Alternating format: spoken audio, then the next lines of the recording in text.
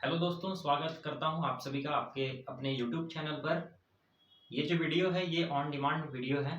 तो आज हम इस वीडियो में समझेंगे एसएमएस का ओवरव्यू के बारे में। ठीक है, एसएमएस का मतलब क्या हुआ, फुल फॉर्म इसका होता है steel melting shop. Steel melting shop. चलिए आज हम इसका ओवरव्यू देखते हैं कि एसएमएस में क्या होता है, कौन कौन से ऐसी प्रोसेस है जो यहाँ पे हमको देखने को मिलेगा अगर आप किसी स्टील प्लांट में जाएंगे और एसएमएस डिपार्टमेंट में जब आप विजिट करेंगे। तो हम लोग सारा डिटेल में डिस्कस करेंगे। इनपुट क्या रहता है एसएमएस का, इसका आउटपुट क्या होता है, कौन कौन से प्रोसेस एसएमएस में होता है, ठीक है, शामिल है। सारा चीजों को डिटेल में समझते हैं। सबसे पहले देखिए, आपने देखा, हम सबसे पहले आयरन मेकिंग का बात करते हैं through the blast furnace route. Blast furnace का जो प्रोडक्ट है वो है हमारे पास हॉट मेटल या पिग आयरन। ठीक है, ये हॉट मेटल, ये जो आप हॉट मेटल देख रहे हैं, इम्प्योरिटी इसमें बहुत सारा एसोसिएटेड होता है। जैसे अगर मेजर इम्प्योरिटी का बात करें तो इसमें कार्बन है आपका, इसमें सिलिकॉन है, इसमें आपका सल्फर हो गया, फास्फोरस, मैंगनीज। मैंगनीज इम्प्योरिटी नहीं है, इसको ध्यान रखना है। ठीक है, ये इम्प्योरिटी नहीं है, ये हम चाहते हैं कि हॉट हमारा स्टील में हो। ठीक है, मैंगनीज का कंसंट्रेशन।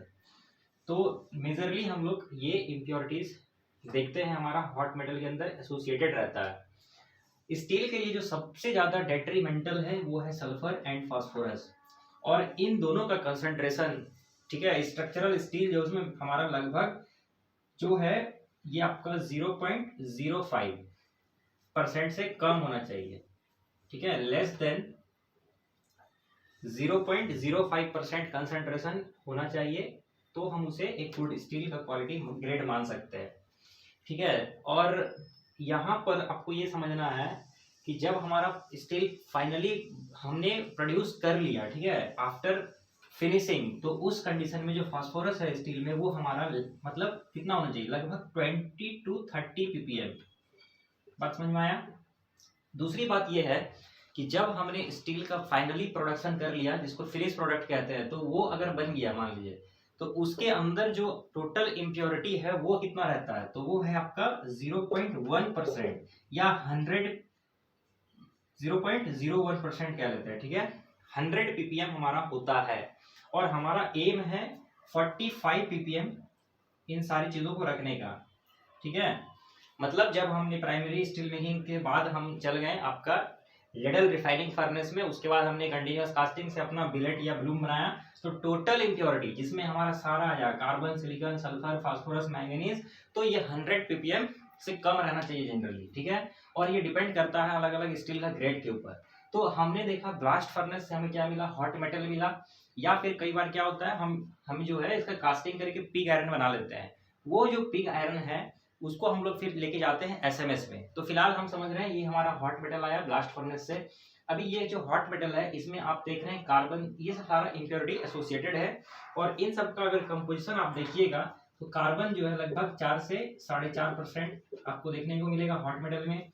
सिलिकॉन जनरली जो है ये आपका 0.4 से 2.5% भी कई बार जा सकता है, लेकिन हम यहाँ पे मान लेते हैं 1.2%, 1.5% के आसपास। ठीक है, 1.5% के आसपास। सल्फर जो है, सल्फर का भी कंसंट्रेशन आप देख लीजिए। चलिए मैं यहाँ पे लिख रहा हूँ, ये सल्फर जो है आपका 0.04 से लेकर के 0.1% तक हॉट मेटल में आ सकता है।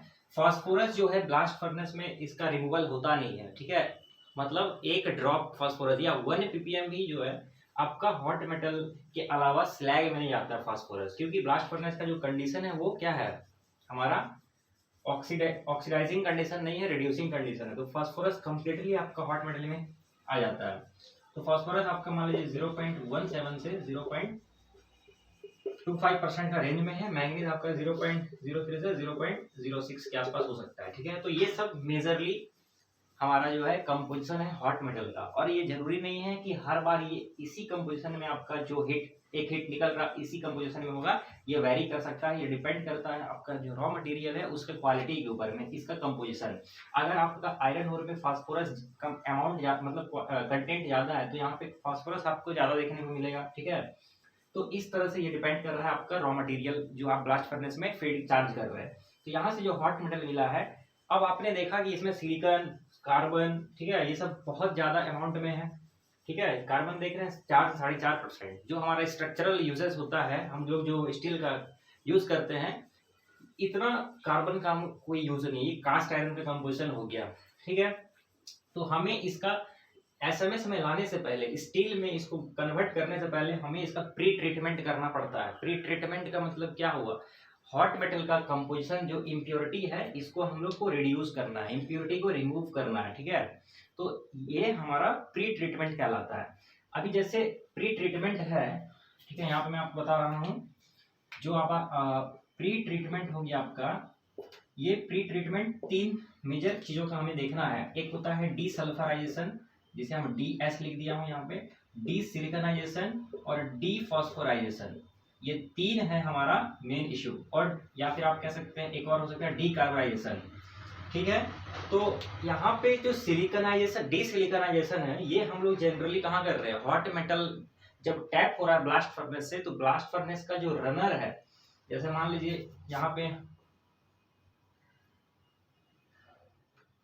छोटा सा एग्जांपल मैं आपको दे रहा हूँ। जैसे ये मान लीजिए हमारा ब्लास्ट फर्नेस हो गया, तो यहाँ से जो हम टैपिंग कर रहे हैं, ये हॉट मेटल है, ये हमारा रनर हो गया, ठीक है, ये रनर हो गया। यहाँ से हमने इसके बाद प्लेट लगाया, स्लैग इधर निकल गया। तो इस वाले पोर्शन में ही हम क्या कर रहे हैं, डिसिलिकनाइजेशन कर लेते हैं ज्यादातर केस में, ठीक है। ये हमारा ब्लास्ट फर्नेस हो गया। तो डिसिलिकनाइजेशन हमने कर लिया।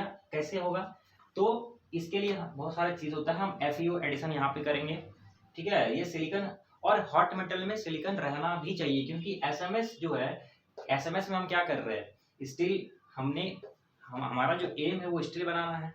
तो आयरन आपने हॉट मेटल जो है वो तो प्रोड्यूस किया ब्लास्ट फर्नेस में, जिसमें आपको फ्यूल देना पड़ा। तो ये क्या है, इसमें फ्यूल हमें प्रोवाइड करना पड़ रहा है, ठीक है। लेकिन जो हमारा स्टील मेकिंग है, स्टील मेकिंग में हम क्या करते हैं, ज्यादातर जो प्रोसेस है वो ऑटोजेनस प्रोसेस होता है। उसमें हमें क्या करना है, फ्यूल, कोई एक्स्ट्रा फ्यूल, एक्सटर्नल फ्यूल नहीं देना है, वो ऑटोमेटिक एक्सोथर्मिक रिएक्शन प्रोड्यूस होगा, और उस एक्सोथर्मिक रिएक्शन से ही हमारा सारा प्रोसेस कंटिन्यू होगा। तो जो हमारा ऑक्सीडेशन प्रोसेस है, ये होता है एक्सोथर्मिक प्रोसेस। और यहाँ पर हमारा अगर हॉट मेटल में सिलिकॉन आ रहा है, ठीक है, एक ऑप्टिमम लेवल में, तो सिलिकॉन की वजह से हमारा ऑक्सीडेशन होगा और हीट पैदा होगा। सबसे पहले हमारा सिलिकॉन की वजह से जो है हॉट मेटल का एसएमएस के अंदर में, ठीक है, चाहे वो LD हो या फिर ओपन अर्थ हो। एक और बात अभी बता दूंगा मैं आपको थोड़ा देर के बाद। तो हमारा कुछ ऑप्टिमम अमाउंट में सिलिकॉन होना चाहिए, जिससे हमको हीट मिलेगा एक्सटर्नल, लेकिन एक्सेस अमाउंट में नहीं होना चाहिए, क्योंकि उतना जो हीट है वो हमारा जो वेसल है, जो कन्वर्टर होगा स्टील मेल्टिंग शॉप के अंदर, वो डैमेज हो सकता है, ठीक है। तो हमें क्या करना पड़ता है, कई बार हमें कूलेंट का भी यूज करते हैं, मैं आपको बताऊंगा एसएमएस के अंदर। तो प्री ट्रीटमेंट करके हमने क्या किया, डीसल्फराइजेशन किया, डीसिलिकनाइजेशन किया। डीफॉस्फोराइजेशन जो है ये हमें बाहर कहीं करना नहीं पड़ता, ये एसएमएस के अंदर हमारा हो जाएगा, ठीक है। तो डी फॉस्फोराइज इसको हटाइए। और डीकार्बोनाइजेशन जो है ये भी हमारा जब हम ऑक्सीडेशन करेंगे अपना स्टील का एसएमएस के अंदर, तो वहां पे उसका भी काम हो जाएगा। ये 2 हमारे लिए मेजर इशू है, क्योंकि सल्फर का जो रिमूवल है, ठीक है, इसको चाहिए हमारा रिड्यूसिंग कंडीशन। लेकिन स्टील मेकिंग क्या है, steel making is a oxidation process. तो सल्फर का रिमूवल हमारा एसएमएस के अंदर तो नहीं हो सकता है, बात समझ में आ गया। तो इसके लिए हमें टेक केयर करना पड़ेगा। दूसरा बात यह है कि सल्फर का जो रिमूवल है ना, हम लोग ब्लास्ट फर्नेस में 100% कर सकते हैं। ब्लास्ट फर्नेस के अंदर सल्फर को रिमूव किया जा सकता है, क्योंकि रिड्यूसिंग एटमॉस्फेयर प्रोवाइड किया जा रहा है यहाँ पे। लेकिन हम लोग जनरली ब्लास्ट फर्नेस में क्या करते हैं, सल्फर का रिमूवल नहीं करते हैं। डीसल्फराइजेशन ब्लास्ट फर्नेस में अगर कोई पूछे किया जा सकता है तो बोलिए यस, लेकिन क्या हम लोग करते हैं, तो नहीं करते हैं। क्यों नहीं करते हैं आपको समझना पड़ेगा। देखिए सल्फर जो होता है ये हमारा, इसको रिड्यूसिंग एटमॉस्फेयर चाहिए। और अगर देखिए सल्फर को कंट्रोल करने के लिए हमें लाइन चार्ज करना पड़ेगा, ठीक है। लाइन चार्ज करना पड़ेगा, तब ये हमारा स्लैग में जाएगा सल्फर। और अगर मान लीजिए आप एक्सेस अमाउंट में CaO चार्ज कर रहे हैं, तो CaO क्या करता है, हमारा स्लैग को थिक करता है, विस्कस बनाता है, ठीक है। लाइन क्या करता है, स्लैग को विस्कस बनाता है। और अगर आपको बेटर फ्लूइडिटी चाहिए तो आपको टेम्परेचर रेज करना पड़ेगा, और टेम्परेचर रेज करेंगे तो सिलिकॉन का इंट्रैक्टमेंट होने लगेगा हॉट मेटल में। और दूसरा बात, हमें, आप समझ रहे हैं, टेम्परेचर बढ़ने से सिलिकॉन बढ़ने लगेगा, तो अगर आप एक को कंट्रोल करने का सोच रहे हैं तो दूसरा प्रॉब्लम क्रिएट हो सकता है। तो इसलिए यहाँ पर डिसल्फराइजेशन नहीं होता, ये एक्सटर्नल डिसल्फराइजेशन हम करते हैं बेसिकली, ठीक है, प्लांट होता है। अच्छा, इसके बाद हम आ जाएंगे, जब प्री ट्रीटमेंट हो गया हमारा, अब हम आएंगे स्टील मेल्टिंग शॉप के अंदर में, ठीक है। अभी तक जो चीजें हैं ये सब एक दूसरे प्लांट का काम है, hot metal production, iron division का काम हो गया आपका। प्री ट्रीटमेंट के अंदर जो डिसल्फराइजेशन है, डिसलिकनाइजेशन जनरली मैंने आपको यहाँ पे बताया होता है, ठीक है। इसका एक्सटर्नल भी किया सकता है, ठीक है वो। चलिए, तो ये आप समझ गए। अब हम बात करेंगे एसएमएस के अंदर में। एसएमएस के अंदर में अब हम लोग आने वाले हैं, देखिए क्या होता है। एसएमएस को दो पार्ट में हम लोग डिवाइड कर सकते हैं, ठीक है। स्टील मेल्टिंग शॉप, जिसका फुल फॉर्म है,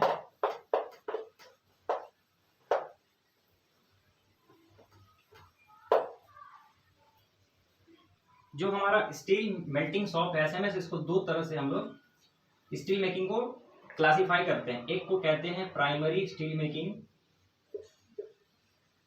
प्राइमरी स्टील मेकिंग, अगर कुछ आपको नहीं समझ में आ रहा है कमेंट करिएगा। और दूसरा कहलाता है secondary steel making. Primary steel making हुआ और सेकेंडरी स्टील मेकिंग। देखिए, प्राइमरी स्टील मेकिंग और सेकेंडरी स्टील मेकिंग में कुछ डिफरेंस है। आपने जब प्री ट्रीटमेंट करके आप आ चुके हैं अपने हॉट मेटल के साथ में, आप आएंगे एसएमएस के अंदर, दो डिवीजन दिखेगा। एक है primary steel making. Primary steel making में क्या होता है, यहाँ पे हम क्या करेंगे, अपने इम्प्योरिटीज जो हमारे हॉट मेटल में आया है, अब उसको ऑक्सीडेशन उसका करवाएंगे, ऑक्सीजन ब्लोइंग करा करके। हमारे कन्वर्टर में ऑक्सीजन हम ब्लोइंग करवाएंगे, ऑक्सीडेशन प्रोसेस टेक प्लेस करेगा और हमारा इम्प्योरिटी का रिमूवल होगा। डीकार्बोनाइजेशन प्राइमरी स्टील मेकिंग में होगा। डिसिलिकनाइजेशन यहाँ भी हो सकता है, ठीक है, क्योंकि आपने ऑक्सीडेशन कंडीशन एटमॉस्फेयर आप यहाँ पे बना रहे हैं, ठीक है। तो ये सब जो ऑक्साइड फॉर्मेशन होने वाला एलिमेंट है, यहाँ पे प्राइमरी स्टील मेकिंग में रिमूव हो जाएगा, ठीक है। ऑक्साइड बन करके वो स्लैग में चला जाएगा, ठीक है। तो यहाँ प्राइमरी स्टील मेकिंग से जब हमने प्रोसेस को कंप्लीट किया, हमारा ऑक्सीडेशन कंप्लीट हुआ, उसके बाद जो हमारे पास हॉट मेटल है, ठीक है, दैट उसको हम कहाँ भेजेंगे, सेकेंडरी स्टील मेकिंग में। अब देखिए, प्राइमरी स्टील मेकिंग में हम लोग क्या करते हैं, कुछ कुछ हमारे पास टेक्नोलॉजी है, जैसे यहाँ पे जो कन्वर्टर यूज होता है मॉडर्न डेज में एलडी। एसएमएस के अंदर प्राइमरी स्टील मेकिंग शॉप में हमारे के लिए हमारे पास एक हो सकता है इलेक्ट्रिक आर्क फर्नेस। पहले चलता था बेसिमर, जो अब आउटडेटेड हो गया, ऑब्सोलीट हो गया है बेसिमर, ये नहीं चलता अभी। उसके बाद आया open hearth furnace, open hearth furnace, ठीक है। ओपन हर्थ फर्नेस का भी यूज अभी कहीं नहीं होता है। तो एलडी और ईएएफ, टाटा स्टील के अंदर ये एलडी चल रहा है। टाटा स्टील का अदर सब्सिडियरी जैसे टाटा स्टील लॉन्ग प्रोडक्ट या उषा मार्टिन है, इलेक्ट्रिक आर्क फर्नेस उसके पास है, ठीक है। तो ये सब प्राइमरी स्टील मेकिंग के लिए कन्वर्टर्स है। इतना आपको समझ में आया क्या? तो अब हम आते हैं आगे इसके।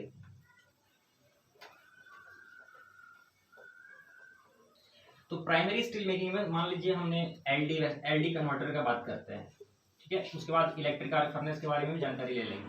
तो प्राइमरी स्टील मेकिंग एसएमएस का आउट, अगर आपसे कोई पूछे इनपुट क्या है, तो आप देख चुके हैं इनपुट क्या है, तो hot metal after pre treatment होने के बाद जो हमारा हॉट मेटल है वो है इसका इनपुट, ठीक है। अब प्राइमरी स्टील मेकिंग में क्या होता है, एलडी कन्वर्टर इस तरह का कुछ ये हमारा होगा,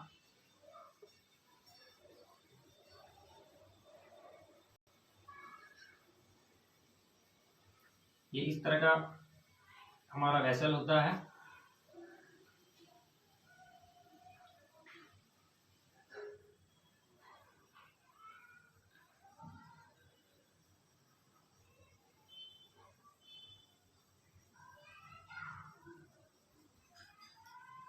इस टाइप का लगभग, ठीक है, एक रफली डायग्राम में बनाया हो, इस तरह का हमारा कन्वर्टर होता है। यहाँ पर हम क्या करते हैं, यहाँ पे हम क्या करते हैं, एक लेंस लगाते हैं, ठीक है, ऑक्सीजन लेंस इसे कहते हैं। यहाँ से हाई प्रेशर के साथ, ठीक है, सुपरसोनिक जेट के साथ यहाँ पे ऑक्सीजन ब्लो कराया जाता है। ये हमारा हॉट मेटल हो गया। यहाँ पे ऑक्सीडेशन होगा, इम्प्योरिटी हमारा स्लैग में जाएगा, ठीक है, और हमारा जो प्राइमरी स्टील मेकिंग है वो इम्प्योरिटी को काफी हद तक रिमूव कर दिया, ठीक है। यहाँ से निकलने के बाद जो आपका जो कंपोजिशन है वो कम्प्लीटली चेंज हो जाएगा। यहाँ कोई फ्यूल नहीं देना है। ये वेसल जो है रिफ्रैक्टरी लाइन होता है, ठीक है, बहुत ही थिक लेयर होता है।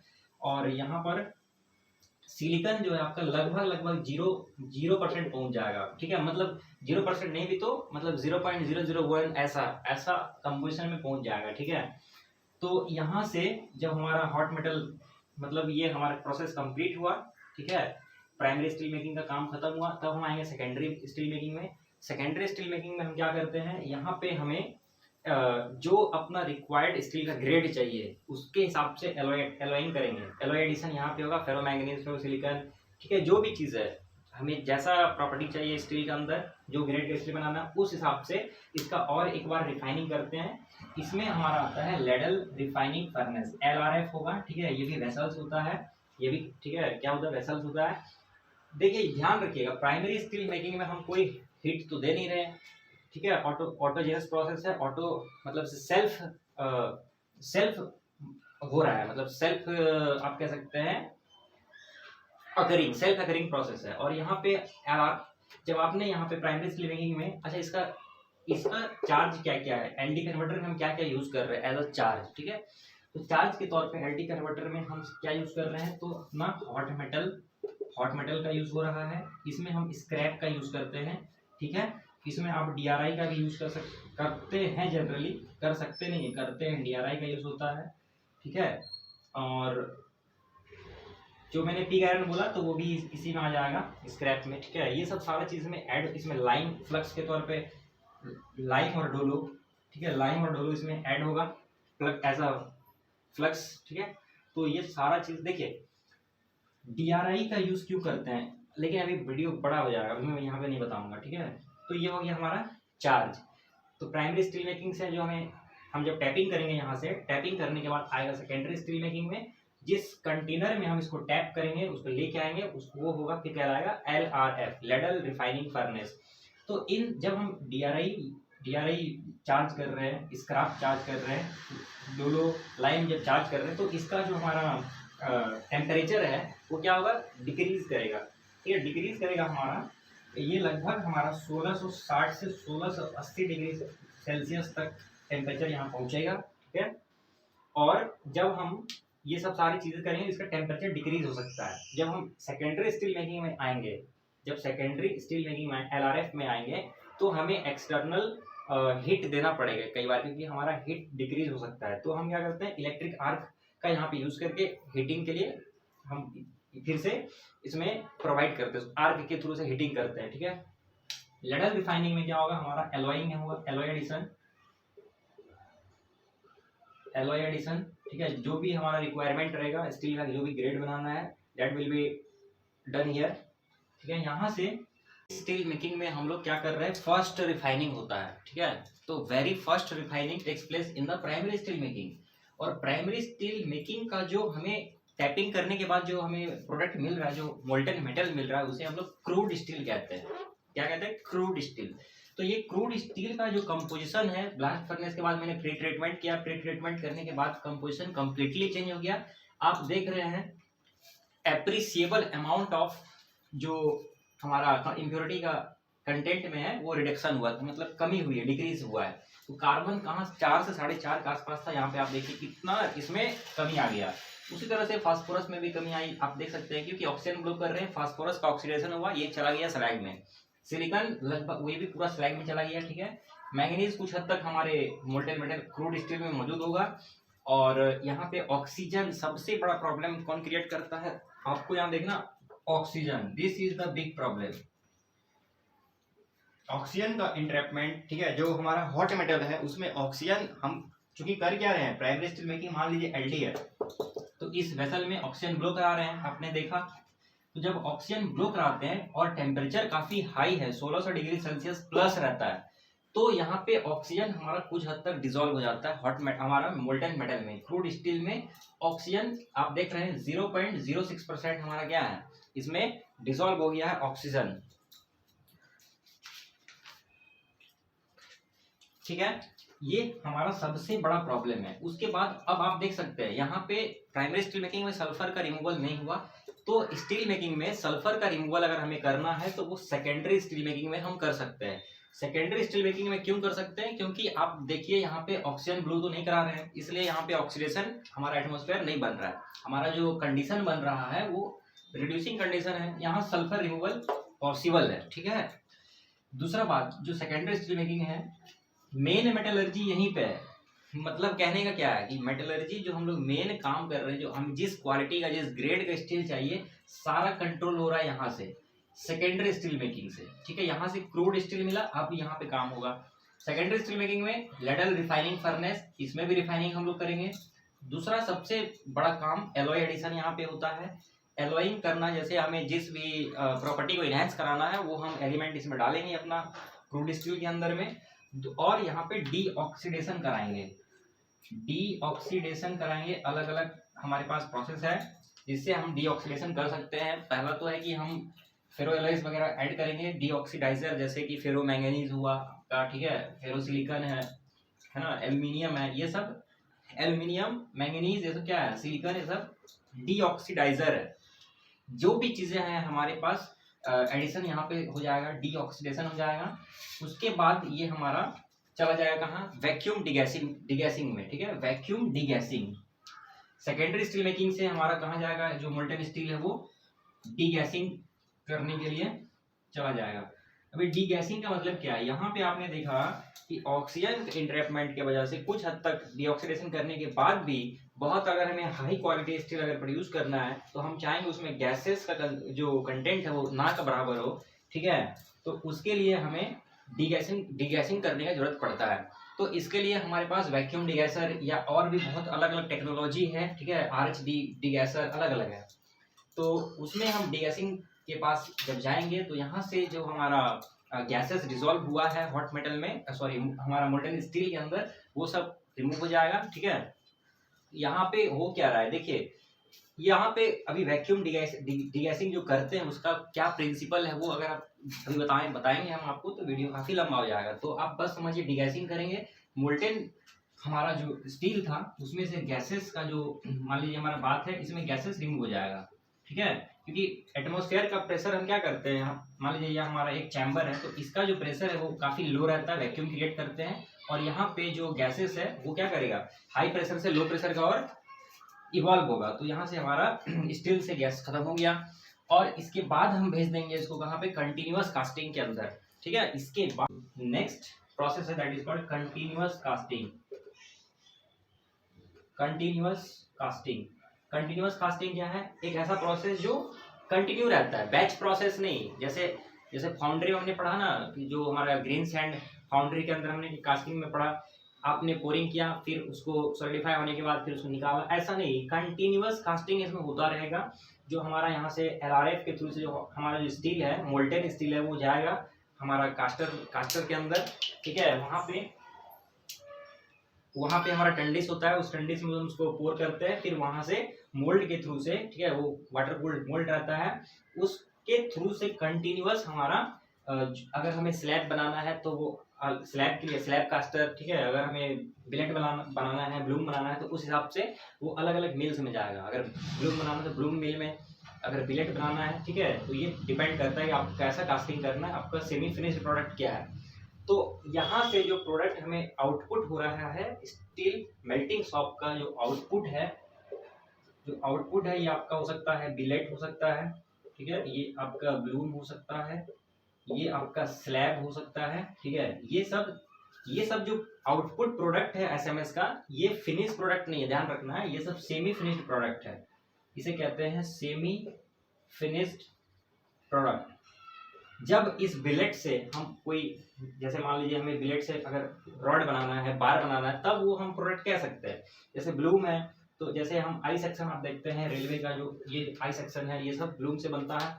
स्लैब से जो हमारा सीट्स हैं अलग अलग, है ना, CRS जो कोल्ड रोल्ड शीट होता है, ये सब जो अलग अलग टाइप के शीट्स है, प्लेट्स है, ठीक है, तो हमारा वो प्रोडक्ट कहलाएगा। लेकिन ये सब क्या सेमी फिनिश्ड प्रोडक्ट है। तो एसएमएस के अंदर इनपुट में हमने हॉट मेटल लिया, ये कहाँ से आ सकता है, ये ब्लास्ट फर्नेस से आ सकता है, कोरेक्स के थ्रू से भी आ सकता है, ब्लास्ट फर्नेस से भी आ सकता है। कोरेक्स क्या करता है, वो लिक्विड आयरन बनाता है कोरेक्स में। जैसे DRI बनाने के लिए हमारे पास अलग अलग टेक्नोलॉजी है, HYL गैस बेस्ड हो गया, मिड्रेक्स जो है गैस बेस्ड है, ठीक है। लेकिन कोरेक्स प्रोसेस जो है वो हमारा लिक्विड आयरन हमको देता है। जैसे हमें ब्लास्ट फर्नेस हॉट मेटल दे रहा है, वैसे ही वो हॉट मेटल देगा कोरेक्स प्रोसेस का अगर बात करेंगे तो, ठीक है। तो ये सब सारा चीजें होता है एलडी कन्वर्टर का, बात कर दी। अभी यहीं पे प्राइमरी स्टील मेकिंग में एलडी कन्वर्टर को हटा करके हम EAF का भी यूज करते हैं। बहुत सारी कंपनी के पास अपना इलेक्ट्रिक आर्क फर्नेस है, एलडी है, दोनों रहता है। किसी किसी के पास कोनार्क है, जैसे अर्सलार मित्तल निप्पॉन स्टील AMNS, उसके पास कोनार्क टेक्नोलॉजी है, ठीक है। इलेक्ट्रिक आर्क फर्नेस में क्या करते हैं, इलेक्ट्रिक आर्क फर्नेस के में होता क्या है, हम लोग आर्किंग के थ्रू से हम लोग अपने स्क्रैप को मेल्ट करेंगे। प्राइमरी एलडी का क्या लिमिटेशन है, हमें हॉट मेटल चाहिए, हम कंप्लीटली स्क्रैप से नहीं बना सकते स्टील, क्योंकि आप समझ रहे हैं ना, यहाँ पे यहाँ पे जो हीट है वो ऑटोमेटिक जनरेट हो रहा है as a result of exothermic reaction, ठीक है। तो आप हीट कहाँ से लाएंगे, तो स्क्रैप से लेकर आप नहीं बना सकते एलडी के थ्रू से। लेकिन इलेक्ट्रिक आर्क फर्नेस में क्या हो रहा, आर्किंग करके हम लोग अपना स्क्रैप जो भी है, DRI जो भी है, उन सबको मेल्ट कराते हैं। इलेक्ट्रिक आर्क फर्नेस क्या है, हमारा चार्ज पे डिपेंडेंसी इसका कोई नहीं है। आप इसको हॉट मेटल भी दीजिए, आप यहाँ पे कंप्लीटली DRI डाल सकते हैं, इसमें जो स्क्रैप है ये भी चार्ज हो सकता है। फिर यहाँ से जो हमारे को मिला है, इसका जो प्रोडक्ट है वो आएगा सेकेंडरी स्टील मेकिंग में, और फिर सारा जो प्रोसेस है वो सेम रहेगा। तो ये है हमारा एसएमएस का मतलब एक छोटा सा ओवरव्यू। ऐसा नहीं है कि मैं पूरा एसएमएस आपको यहाँ पे बता दिया हूँ, बहुत एक छोटा सा पार्ट में ओवरव्यू बताया हूँ, ठीक है, इंट्रोडक्शन टाइप। आई होप आपको समझ में आया होगा। अगर आपको ये समझ में आ गया तो आप कमेंट करके बताइए, अगर नहीं समझ में आया तो भी कमेंट करके बताइए। Thank you.